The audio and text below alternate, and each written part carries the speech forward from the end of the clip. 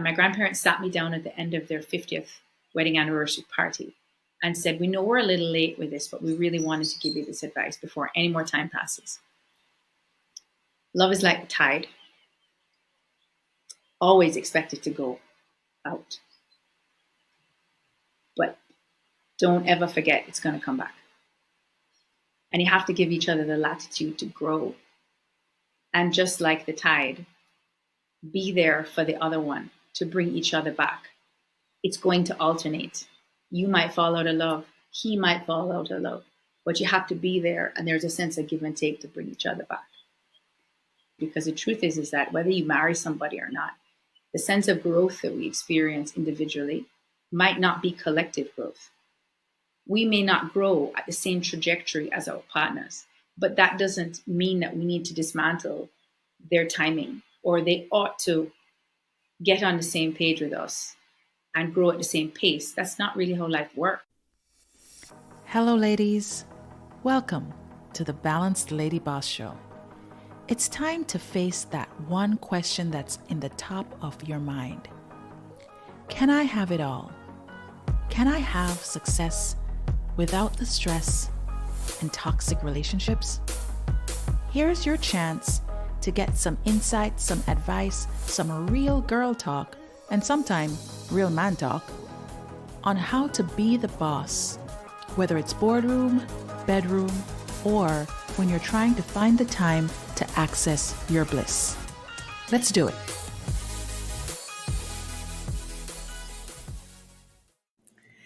Hey there, Balanced Lady Bosses. This is Stacy, and welcome to another epic episode of the Balanced Lady Boss Show.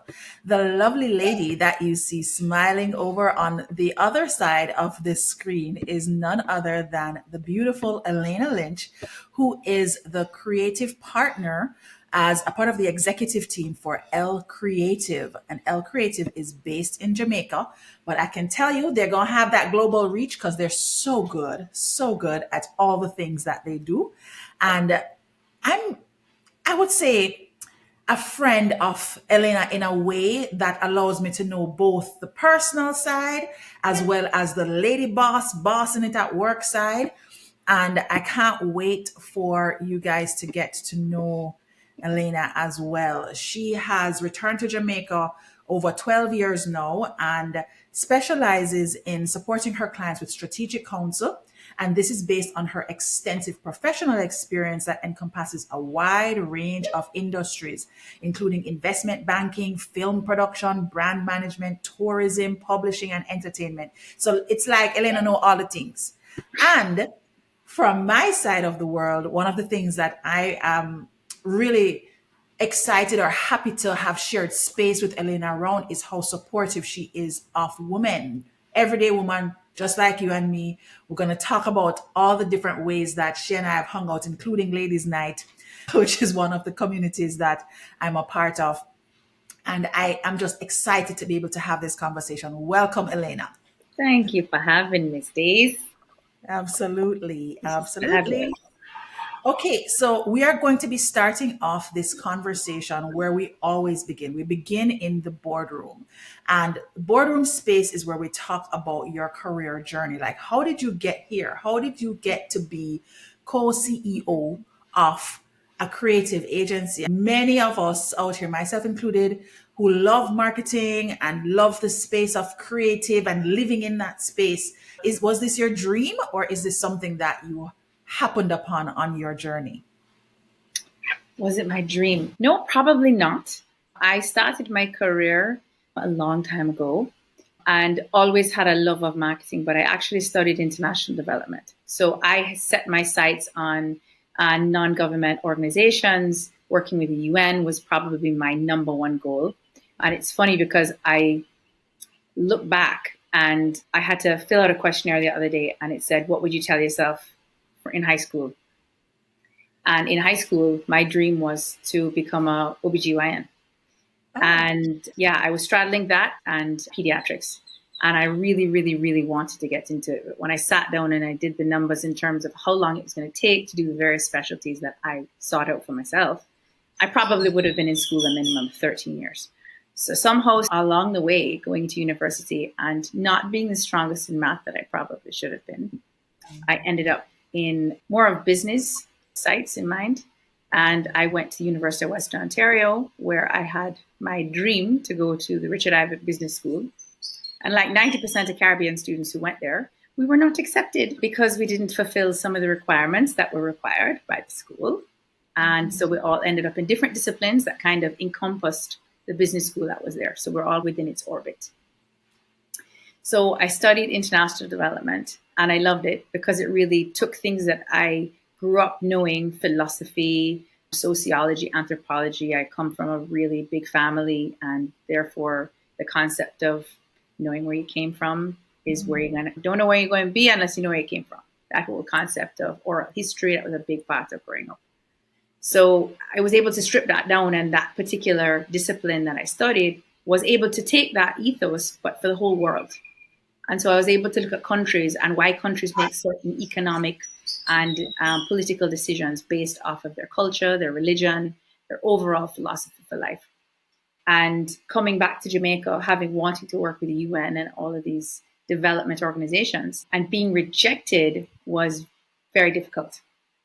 And ultimately, I was told that if you didn't have the experience, we wouldn't be able to arm you with the experience.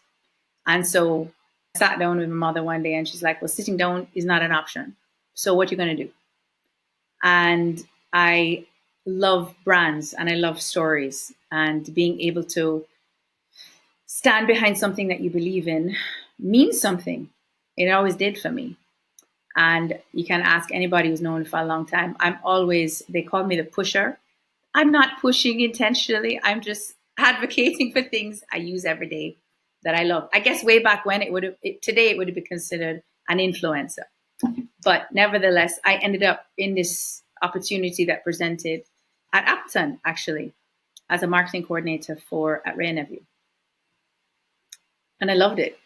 It took parts of who I am and it brought them a little bit more to light, pushed me up into the forefront. They had me do PR, TV, radio, you name it. And I was just out there in the spotlight, very uncomfortable in my own skin. So early in my journey, but I loved it. And there was some internal politics that ultimately saw me and two other people let go within a very short space of time after working there. And yet a reminder to keep my life going. And that was hard. It was very, very hard. And of course, at that very tender age, learning how to pivot was a challenge. But an opportunity presented nevertheless, and I went into marketing and finance, which was Pan-Caribbean Financial Services at the time. Today is Sagicor. And I was there for a while, which was awesome. Great experience. I learned a lot. It was like baptism by fire. I had the opportunity to work with my now mentor, Richard Biles, which was just amazing. And the team there at that point was really inspiring people who just genuinely believed in what they did. And they offered the best that the financial industry at that point in time had to offer. And life just kind of did what it did and kept thrusting me towards different marketing opportunities. And shortly thereafter, I got engaged, moved to Miami, worked with an international wedding company where I was the destination wedding manager, I believe. Started as a marketing coordinator, again, marketing assistant manager. And then we opened an office in St. Thomas, USVI, where I ran all of the weddings there and managed the office. And then I oversaw all of the direct destination weddings for 11 of the major cruise lines internationally. So did you have to move to St. Thomas, or you were doing Oh, it? I wish. Oh, honey, I wish. I was early into marriage and I was flying back and forth. And it was fun. It was everything that you thought working in foreign was going to be like, the business trips and so forth. That's something I had always looked forward to. And 4 years into that, and 4 years into my marriage, we had our first child. And I had to sit and reevaluate as she came home and went, okay, hold on, there's got to be an easier way to do this, because how do I straddle the boardroom and this concept of now being a mommy and developing those parenting muscles, and the wife. And the wife. Yeah. Yeah. Thankfully, we had taken everybody's advice and waited. And we had 4 years of developing that foundation of marriage, which I am the biggest proponent of. I think that people should take their time and slow and develop the foundation. So you have something that's solid to build upon. So going into motherhood for me, parenthood for us was definitely eyes wide open. But doesn't make it any easier because learning to be a parent is something that you in fact have to learn to do. It's a And hands or on the job learning, on the job training, all the on the things. job. It took the concept of baptism by fire to an entirely different perspective. And it was just little things. But I digress. Marketing.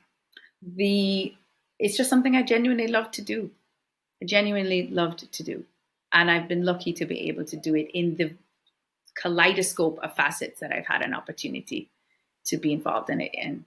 And my now partner, Lisha Wang, had come to me maybe 5 years ago after we had just done our first major project together. And it was the largest project I had done to date, where I was invited by the Jamaica Tourist Board to be the project manager for Caribbean Travel Marketplace, which is the largest travel trade conference for the Caribbean. And every 4 years, it circles around and Jamaica is invited to come back and be the host. And so they needed a project manager for it. And it's without question the largest project I'd ever done. It had so many different elements to it and so many moving parts, but it was definitely the pride of my career so far to have been involved in it. And at the end of it, we had just learned so much. And Lisha came on to support me with one facet. And this year marks our 4th year of our company, L. And we were invited once again to come on as project manager. And the conference takes place in May later this year. So Wow. yeah, it's been a full journey. I didn't anticipate the concept of an agency. I knew that I would be supporting clients at some point in my journey a little bit more holistically. And so I'm happy that it's presented in this way because I think it's really important when you have an opportunity to be a part of a brand that you can actually be vested in the brand. And Yeah. sometimes when you're working in corporate for one particular company, your perspective is always just that company. Yeah. And your goal as you grow is to be able to take the lessons you've learned and ultimately help more, but at the same time, be vested and actually make significant change for companies. So Wow. Ella's afforded us a platform to do that. That's really cool. And I didn't realize it's been 4 years already. I think I saw your update on IG. I'm 4 years. Like, wow, Yeah. that time went by very quickly. And it's you experience, or at least certainly I've experienced your planning and execution, which has been great. So kudos, you're doing a great job. Thank you. I'm sure you've had all different kinds of things exploding in the background, which is, I suppose, what happens in any execution of any kind of project, right? But to think that it's culminated into this is really cool. And I know that you always put your full 100 towards anything that you're doing. I recall that when I met you, I thought your boardroom was completely different because I actually met you at the mail review. Was that the mail review that I met you, or did I meet you before? Yes, it was at the mail review. So people, let me tell Yeah, them you this. had just moved back to Jamaica. Yes, Yeah. I had just moved back to Jamaica and I was, I think, on a quest to create relationships.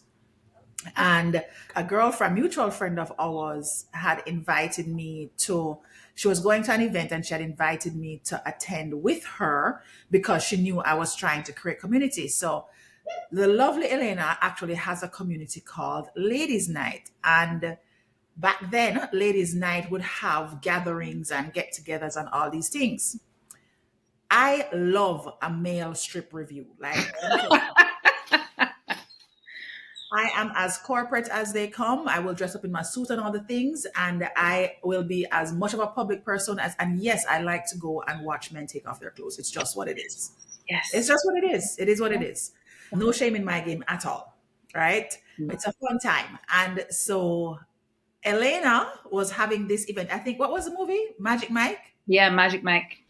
The first Magic Mike was coming out, and Miss Elena decides that she going to have a private screening in a Jamaica, Kingston, Jamaica. We're going to have a private screening, and I was just so. pumped up. I was like, well, first of all, I didn't know that there was going to be actual, actual. Nobody did. No, it was a That was a surprise. surprise. I We, didn't tell anybody. we used to tell the people how we end up now in this situation where we have naked man on the screen and almost fully naked man running around in the theater. Please, please disclose. Oh my gosh. All right. So it was, I had just had my second daughter. I was still living in Ocharis at the time. And I got to this place where I felt a little stunted because now I'm a mommy of two, trying to create a sense of that equilibrium between the two of them and the household and the wife duties and the running a business. And I was a consultant for an international company at the time. And there's a lot happening all at the same time. But I felt like in the process somewhere of being mommy to two and all of these other things, I lost myself. And I had to remember and find a way to remind myself I'm not just somebody's mother. I'm not just somebody's wife. I'm not just somebody's daughter. I'm just Elena. I'm just still me. And there were so That's, many other women that seemed to have been struggling with the same concept. oh, today there are women struggling with that Right. concept. It's Yes. it's like every generation, every new group of mummies I meet, it's this, how do you do it? How do you? And I thought this is ridiculous because I had started Blissful Mummy 4 years prior to that. And I curated this group of mummies from all over Jamaica and I loved it. It was so much fun to be able to have this outlet, a private outlet on Facebook, because at the time they had Facebook groups that had just come out. And it was such a great tool to amalgamate everybody. But at the same time, what it did was it really only focused on that one facet of our motherhood journey, which very much created a community that we all needed and a safety net. But at the same time, it completely dismissed our female woman journey. And so I created Ladies Night Jamaica initially because I had found out that Magic Mike had already played. And living in Ochi, I guess I just didn't see the marketing and I missed it. And I was devastated because I needed that outlet. I needed a night out because living in Ochi was quiet and had a lot of beach. But while that was great, I needed more. And so I reached out to Palace Amusement, who I subsequently started helping them with their social media. And they said, listen, you can't just put it on for you, but if you get 50 friends, I say, you know what, it's true. I put it up on Facebook, on my own personal Facebook, which for me was very difficult because I'm kind of conservative. And I put it out and my grandfather follows my page every day. And so I put it out there and I was like, ladies, anybody want to join? And the comments, they just started rolling in. And I was like, listen, I just need to get to 50. And before I knew what was what, 150. I Wow. was overwhelmed. I mean, I had no idea. And so I got in touch with Palace again, confirmed, and before I knew what was what, we had a night. And I got in touch with Chocolate Dreams, who came over and they were like, what goes best with sex but chocolate? And my friends and Immaculate Sisters, who have New Levels, came in and said, we'll give you all the furniture. You guys want to create a lounge? I said, yeah, definitely.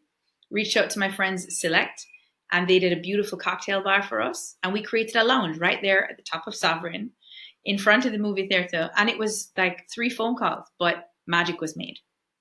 And it was so nice to create this evening where Sleek came and did photos for everything. And we went into the movie and everybody just thought they were going to enjoy a movie. Well, lo and behold, of course, I always have something up my sleeve. And I called my friend Marlon Burbridge, and Marlon ran a group of very skilled and professional male dancers who I had used for a bachelor party a few years before, and said, yeah, man, we'll come and we'll do a little magic mic thing. And intermission, everybody thought they were getting up to get their snack. And Elena had locked the door. And Marlon entered with his group of guys. And if I didn't see it with my own 2 eyes, I wouldn't have believed how these women behaved. They were just in the aki. They were having so much fun. And it was so nice to see them just shed the corporate suits and all of that restraint and inhibition and really enjoy themselves. I had actually met Marlon years before as well. Somebody else that, because I didn't know him at the time, had hired him for a similar situation, similar bachelor party. And so I was just like so floored when the whole intermission thing happened and bare excitement. But I think the most important thing that you touched on, Elena, is the masks that we wear. And I don't think I'm very conservative. I think probably now would be when people realize that I'm really not. But my social media pages, I'm not out there talking about all of the more private sides of my life. But generally speaking, I feel that we as women are, I don't know if it's a cultural thing, maybe in Jamaica, but there is just so much shame and negativity around our sexuality and Yeah. about being confident with our sexuality and having open conversations, making sure that we're seeking out what we need. It's almost like there is shame associated with it. So I was really just, one, I was happy, I was floored. I was like, yeah, man, these are my kind of people. Hmm. When I saw the whole thing unfolding, it was such a great surprise. The execution was flawless. Oh my And gosh. I was flawless on my side. And I was like, yeah, man. I was like, Elena, yeah, give me your phone number because you are my Oh kind. God, it was one of those nights. And you know what was funny? Because I literally used Facebook and I just sent it out to everybody. And at the end of that event, I took everybody who had responded and created a ladies' night group with it. A friend of mine did the logo, and that was the end. That was history. But what was really cool to see come out of that was that friendships were forged. People that we see on the other side of the boardroom, women that sometimes may not have the most approachable facial expression, were seen in another light that night, you know? And I was just so happy to be a part of it. I think that's part of it, right? Is that we don't really have places and spaces that are tastefully done like that, where we can fully let our hair down and be fully expressed without, I think what is small island judgment is just you can't be your full self, authentic No. self outside of a very small group of people because then everybody on the island talking boy business. Yeah. Does it exist anywhere to date? No, No, I not don't know. really. Years ago, when Ribby had moved asylum from Notso Boulevard to where he opened the quad, he had Taboo in the basement, and they had a ladies' night there. And I Okay. remember a girlfriend of mine was getting married, and she had her bachelorette there. Okay. And it was a great night. And as a matter of fact, they had a male review come in from Puerto Rico and New York for the Oh, night of her bachelorette.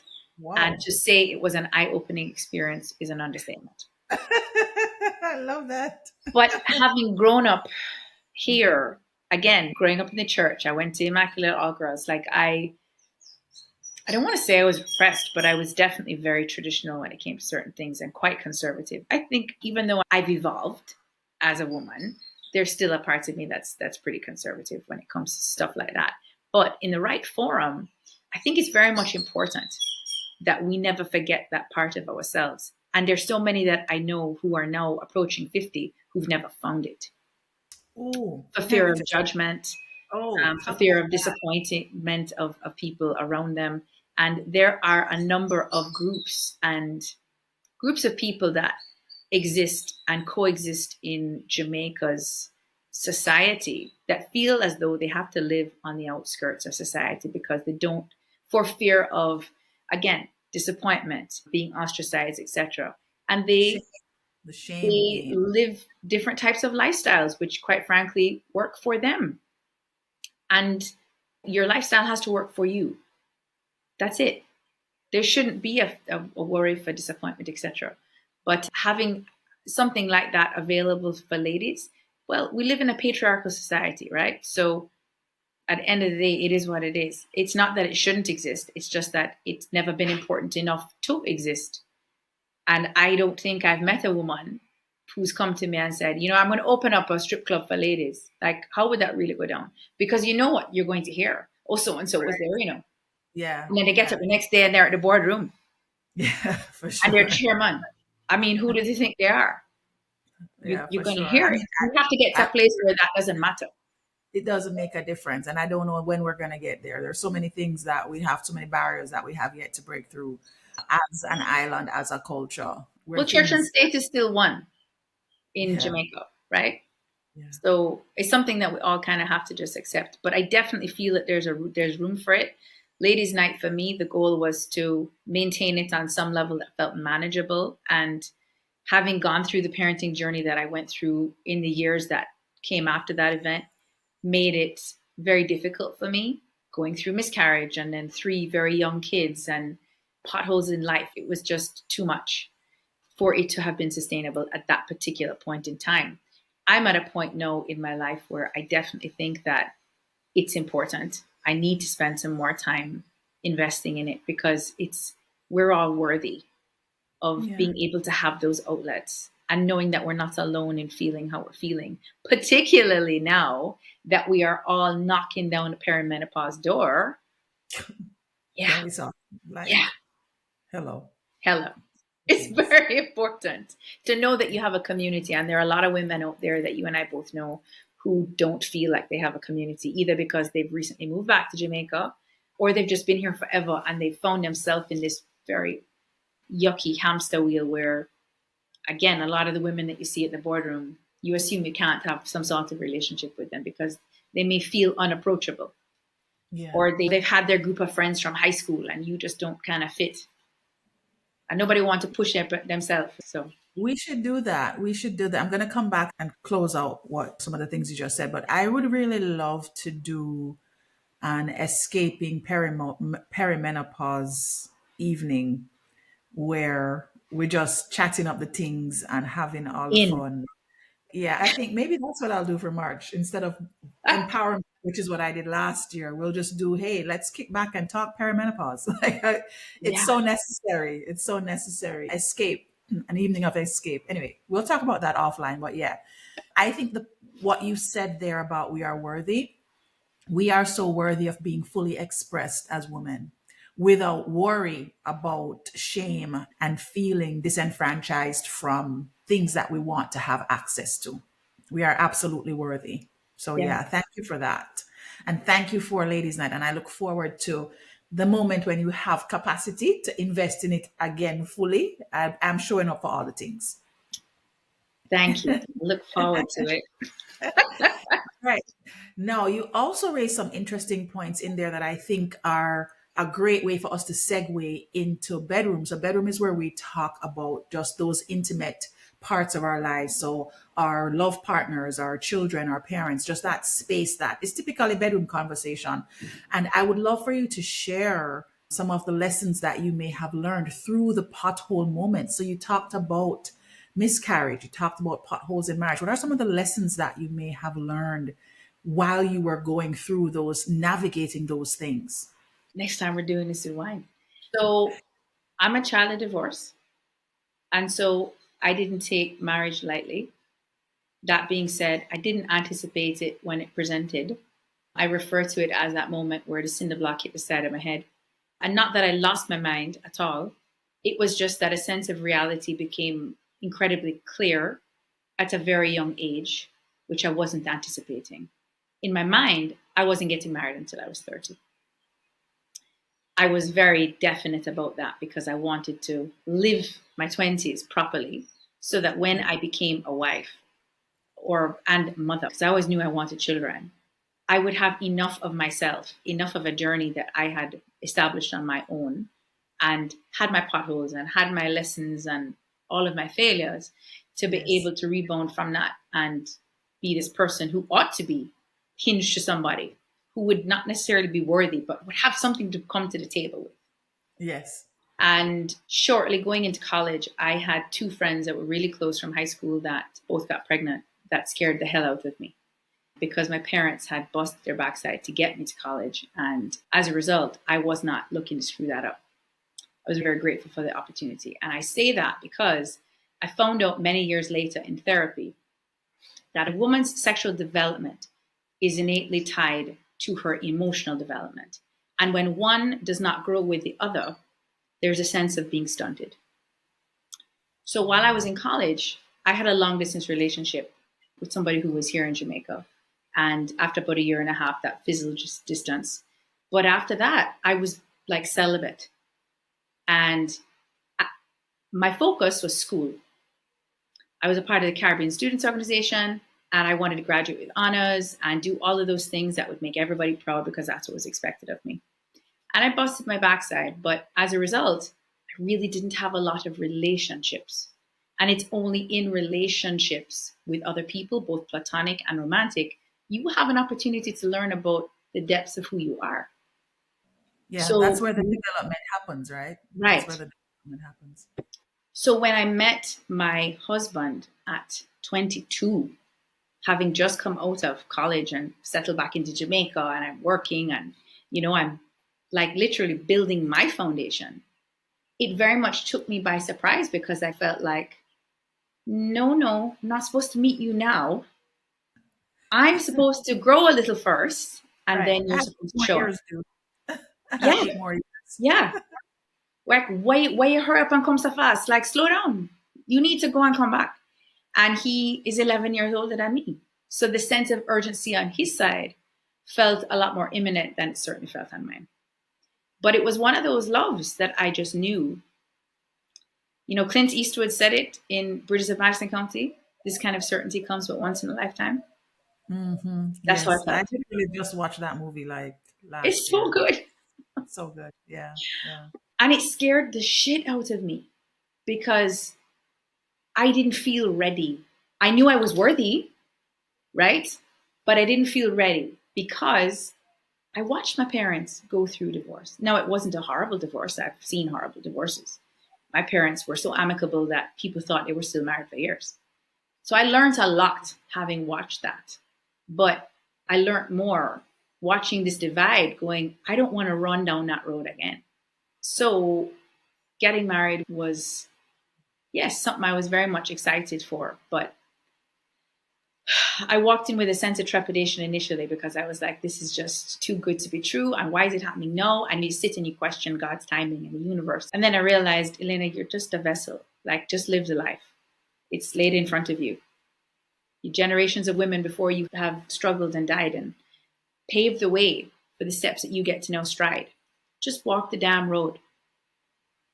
So I did. And I stepped out in faith because obviously the teacher won't appear unless the student is ready.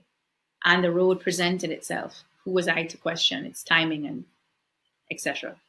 So that being said, I walk into marriage eyes wide open, but we did it, I guess, a more traditional way. In that, A, big age difference. B, he was away, so we had long distance, which is not always your friend. It forces you to communicate, so we learned how to talk, right? Yeah.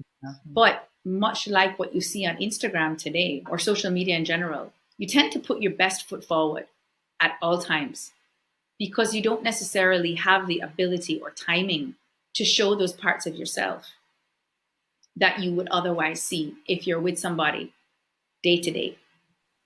Yeah, I was wondering about that. It's It different, Yeah, for sure. And it's almost like you're always getting the good parts or mostly the good parts. right? Yeah. So 6 months into marriage, life had a very different gaze. We had gotten married the December. I moved up to the States the January. And that was something that was kind of also not in the trajectory of my journey. I had left North America when I was 14, moved back to Jamaica, and never thought I'd go back again. And life did what it does, and it lifed. And it was a lot of learning in a very short period of time. And so some of the lessons that I've taken from marriage in all it's presented, and it's almost 20 years of joys and triumphs and growing and so much development, is that I took my grandparents hit their 50th wedding anniversary the year I celebrated my first wedding anniversary. And my grandparents sat me down at the end of their 50th wedding anniversary party and said, we know we're a little late with this, but we really wanted to give you this advice before any more time passes. Love is like a tide, always expected to go out. don't ever forget it's going to come back. And you have to give each other the latitude to grow. And just like the tide, be there for the other one to bring each other back. It's going to alternate. You might fall out of love, he might fall out of love, but you have to be there. And there's a sense of give and take to bring each other back. And it hit me in a very profound way. And it has stayed with me. And I think that it's been the thing that has propelled us forward, that learning to give each other the latitude. Because the truth is that whether you marry somebody or not, the sense of growth that we experience individually might not be collective growth. We may not grow at the same trajectory as our partners, but that doesn't mean that we need to dismantle their timing, or they ought to get on the same page with us and grow at the same pace. That's not really how life works. And just because I gained a lesson doesn't mean he was going to gain that mental tool to be added to his mental toolbox, because we perceive life differently. We had different backgrounds. And so it taught us a lot in a relatively short space of time. I feel sometimes like we've been married forever because it's felt like forever, but not in a negative way.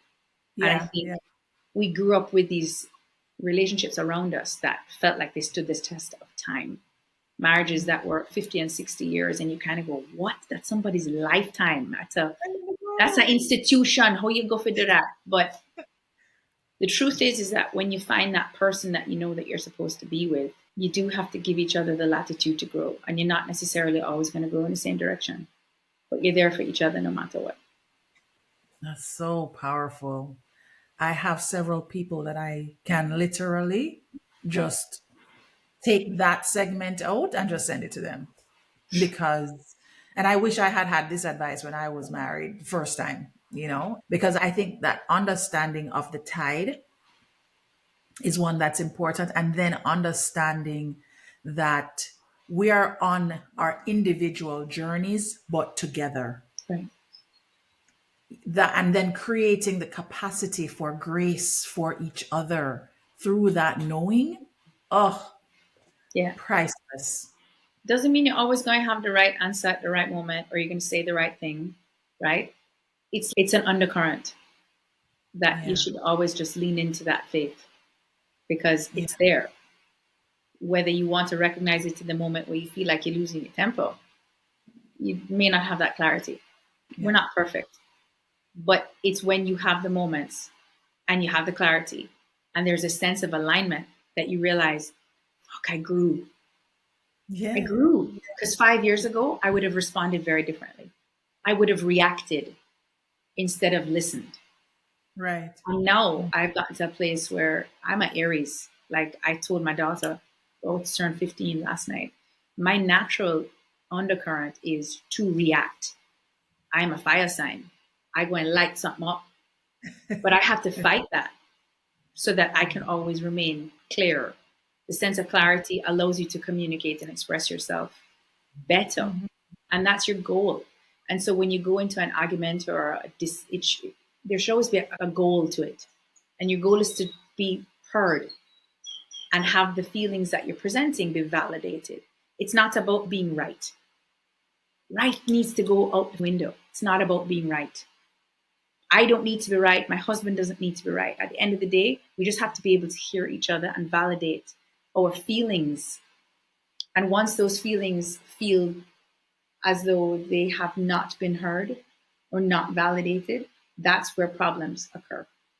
And I believe genuinely, and one day I might have the time and space and bandwidth to write a book on this, but validation is the world's currency. If you're validated in the boardroom, you're going to be a more productive employee. Yes. If you're validated in the bedroom and in your marriage and in the day-to-day workings of your relationship, you're going to be a better spouse. If you're validated as a child, you're going to be a better child. And adult. And adult. Well. Yeah. And parent. All of these things, just they orbit this concept of, are you validated? And society will tell you, well, the only validation you need ought to come from yourself. Okay, in an ideal world, sure. But it means something when you're validated by those that you love. No, that's so good. Oh, that's so good. All right. Is there anything else you want to share in the bedroom space? You're a great mom. I struggle with all of it. I don't know anybody who doesn't struggle with all of it. Oh, I'm telling you, and that's what when I use the term, I think when I use the term, you're a great parent, it is from a parent of not just three of my own, but then two others that are blended, and knowing how challenging it is to parent, period. Just taking on the responsibility of another whole human. I really believe that parenting is for you more than it is for the children you parent. And Absolutely. the hope is that you will expand as a result of the experience that you get to have with these amazing beings that come through you. But it's not always the case. It's not always the case. So I salute you in being a great mommy because I think you always put your best foot forward and they're still alive. So that's always. Ah, that's the yardstick for success. Yes. And every birthday, we're like, got her to 15, got her Yeah, to 12. she made it. I don't know. I think that we need to learn to be a little bit more gentle with ourselves. And that lessons sometimes present in the most unexpected ways. I was raised by incredibly strong people. My grandparents were a very big part of growing up. There just seemed to be absolutely no end to the love that they had and guidance and just wisdom and direction that they shared. And then my parents, equally so, were just great examples. My mother is a force to be reckoned with, an incredibly strong woman. And I don't think that at any point in my life I wondered whether I was going to. That wasn't an option. It was that I was going to follow in her footsteps. I was going to be strong. I was going to be the Patex in everybody's life around me. And the one thing that I can say as going into parenting that really attribute to her was that she listened to what it is we had to say because she grew up in a time where just societally parents really believed in this concept of child is to be seen and not heard, whether they subscribe to it or not. And I don't think in their heart of hearts my grandparents subscribed to it, but it was the culture they grew up in. And living in a house where, or a family, I should say, where what we had to say, as long as it was delivered in a respectful way, was heard. And so I've taken that and I want to hear what my children have to say. This generation is a little different with that, in that they push envelopes like no other. Let me tell And you, there's a honey. sense of entitlement that seems to just via osmosis just radiate out of social media that they think that they all have. And I'm very much a believer in the earn it principle. You Yeah. get respect when you earn it, and privilege is when you earn them, and all of that. So I'm old in my thinking where that is concerned, but I really do want to hear what they have to say, how they think, who they are as people, because it's important that they feel heard at home so that they can grow those wings to be brave enough to stand in their own arena as women in the world that one day may not be very kind to them. Yeah, for sure. Delivery I, matters. We I talk don't know about if you that a lot.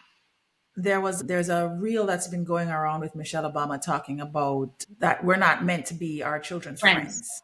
Yeah. Yeah, because they need to My feel mother that. reminded me of that from Yeah, acne. they need to feel that discomfort at home before they go out into the world where they're going to constantly be faced by things that make them uncomfortable. Yeah. So mommy had a very different approach to it. And she used to say, listen, you and I are not size. You and I are not friends. But understand that there will be a time in our lives where we will be. It's just not now. Because right now, it's my job to develop and help you build your moral compass, your foundation, so that you have the ability down the road to use it on your own. One day when Yeah, I will not be around. yeah, yeah. No, very good, And very so good arming encouragement. them with reality, like I tell my children all the time, you're allowed to make mistakes. You are allowed to fall in the crevices of life. We are here to pick you up no matter what. But the world outside is not so forgiving. Yeah, So real come talk. to us, talk to us. We are here. We are your biggest cheerleaders. And one day we will be your best friends. Today Yes. we are your parents. Real talk. Real talk. So, with all of the things that you have in your very dynamic life, what do you use to access bliss? What are your things that you do to Mm. find that self care space, to create that space for yourself? What are your practices that bring you back to center? Mm. The awareness that there ought to be practices is probably number one. Yes, Yeah. that's good. I don't think anyone has actually said that on the show before. Yeah, just Slow knowing that there's, mornings, slow mornings are a luxury that are not afforded to many. And I probably take them when I shouldn't, but I need them. I need them. And sometimes it's a different pace. I'm not going to have a Saturday morning pace from Monday to Friday, but I take the time where I can. Life has, I've never been a sickly person, but I've had some health challenges over the years that each one of them have reverberated through my consciousness and made it so that I never take life for granted because it's a gift. So I yeah, wake up and the first thing I say, either audibly or just in my mind, is thank you for giving me another day. Because I know it's not guaranteed. It's not promised. I drink a lot of water. A lot of water. and Um, well, but no, no, it brings a lot of joy or pleasure, or yeah, okay. no. So like my goal is 4 of those a day, and that's 22 ounces of water. So health is something that gives me a sense of security. And I say that because there are a lot of people who take for granted health. And not just that, but that a lot of people aren't given the ability to afford to be healthy because their lifestyle and their socioeconomic means just don't allow for that. So I Yeah, definitely think that it's something that we shouldn't take for granted. Again, I grew up in a family where health is wealth, and that was something yeah. that we shared regularly. And the sense of mortality was also very clear. And so I went to my first funeral at 9 years old. And this awareness of life is precious and you should live it to the fullest is something that I really had kind of feel like it's burned into my skull somewhere. And I never really wanted to regret anything. That was a big fear of mine in my late teens. I don't want to regret anything. I always want to do things and think things through thoroughly because I don't want to make a mistake or regret. But the truth is, you have to make mistakes because that's how you learn. But health, water, being able to meditate whenever I can. I love going to the gym. I don't do it as regularly as I know I ought to. I prefer to be outside, so I struggle with that. And there are those days where I just want to go walk on a golf course and I can't because it's raining, but I'm grateful that I have the ability to move my body without limitation. I love music, love music. Like it is just the soundtrack to my life is going to be very interesting. But I love music. I love to escape into music. I love to sing. And I really, really love to cook. Oh, Yeah. but you It don't gives really me get a to sense of understand. like, I just create this ecosystem where I feel like I'm thriving because I'm taking all of nature's goodness and I'm making a meal. And that's how I show love. I love to cook. Okay, when I'm back on the island, I'm coming over to eat. Yes, definitely. I get hassled by my friends regularly because I'm the mommy who's like, fly through the front door with a briefcase in my hand. I'm still in my high heel shoes and I'm there in front of the stove. I just, I just love cooking for my family. Nice, nice, nice. Yeah. That's awesome. Well, actually, I think what I've gotten from you is that you have a blend of practices Mm. that support your accessing bliss or feeling whole, helping you get back to center. And I think what you said at the beginning about having the awareness that these are things that you need to pay attention to, that is really the greatest gift of all the things. Yeah. Because for a long time in my life, I did not have that awareness. And we all know what that led to. Yeah. And so having that awareness first, it is actually something that so many women in particular really need to be present to, that just knowing, Hmm. because once you step into consciousness you can't escape all the other stuff, right? Yeah. It just comes right along with it. Well, okay, so final question, we are literally at the end of our interview.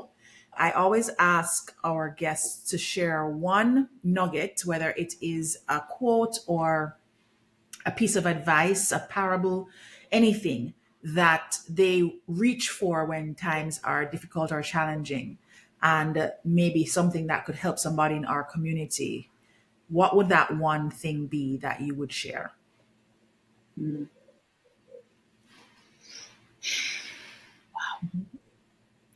That's heavy. My father used to have these like words of wisdom all over the house. Like when bumper stickers were a thing, he refused to put it on his car, but he had it in the house. And there was one that I'll never forget, and it says 10 teeny words of power. If it is to be, it is up to me. And that and the serenity prayer have stuck with me my whole life. Through every That's pothole and every joy and every seeming failure, or it's always been there and it's always made me stronger. And the lowest of your low, you're going to feel as though you don't have the capability to move forward. I just can't. Well, the truth is, can't is not a luxury you have. So dig a little deeper. And if you oh, need that's to get some help, get some help. It takes a strong person to recognize that they need help. And I think in our society, we are deemed as vulnerable and insecure if you say that you need support. But the truth is, we have to teach our children, particularly, it's okay to say I need help. It's okay to say I yeah, don't have the answer. That's a great question. I don't have the answer. I'm going to check into yeah, that and get back to you. that's Yeah, good. it's up to me. Good. That's good. If it's meant to be, it's up to me. 10 teeny words of power. If it is to be, it is up to me. If it is to be, it is up to me. Yeah. Okay. No, that's excellent. Thank you so much, Elena. Thank you for having Thank you me. for that nugget. Thank you for joining us, and thank you for sharing a lot of gems and some of the juice on the Balance Lady Boss show. And we look forward maybe to our ladies' night Balance Lady Boss matchup. We have to Oh, figure that it would be out. amazing. Yeah, that would be fun. Definitely. All right. Well, ladies, that's the end of our interview. I want to thank you for joining another epic conversation. And this Women's Month, we're hoping to share lots of other discussions with amazing women from our Balanced Lady Boss community. Take care, everybody.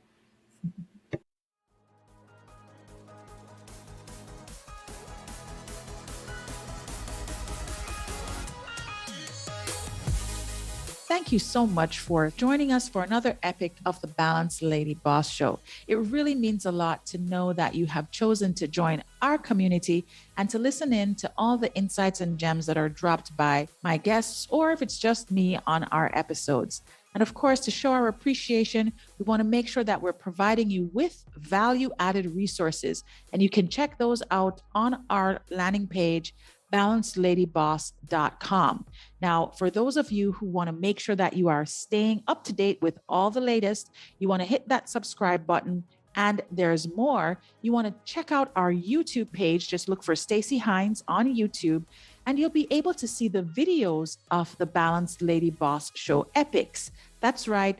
All our guests, well, most of them, have chosen to allow us to video record these epics. So you can check those out on our YouTube page, along with other useful insights about living an intentionally balanced life. Stay tuned, guys. There's more goodness to come from the Balanced Lady Boss Show. Take care.